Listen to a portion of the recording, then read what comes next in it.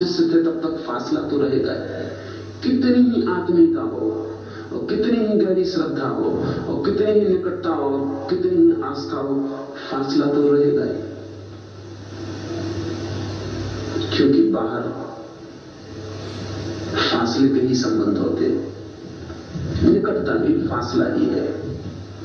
लेकिन इस फासले को तुम कम करते जाना है। एक सीमा आएगी कि उसके बाद और कुछ कम करने को नहीं बचेगा। जिस दिन ऐसा लगे कि बाहर के गुरु और मेरे भीतर अब कम करने को कुछ भी नहीं बचा, उस दिन तुम पाओगे कि बाहर का गुरु विलीन हो गया, भीतर का गुरु प्रकट हो गया। जैसे 100 डिग्री पर अचानक पानी भाप बन जाता है, ऐसे ही गुरु के पास आने की एक डिग्री है, बाहर के गुरु के निकट आने की एक सीमा है। एक ऐसा क्षण कि जहां बाहर का गुरु तुमसे कहे कि कूद पड़ो और मर जाओ, तो भी तुम्हारे भीतर से हाँ ही निकले, तो उसी क्षण बाहर का गुरु विलीन हो जाए, भीतर का गुरु प्रकट हो जाए।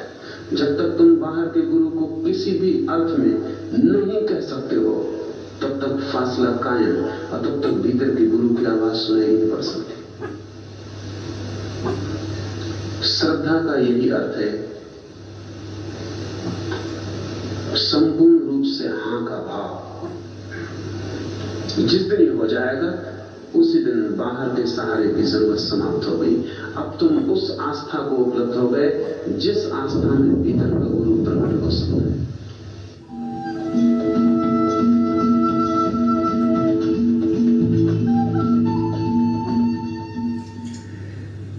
अपने प्यारे सद्गुरु ओशो के प्रति अहोभाव से, श्रद्धा भाव से भरे हुए 5 मिनट गीत गाते हैं, नाचते हैं, मस्ती में झूमते हैं और फिर बैठकर अपने अंतःकरण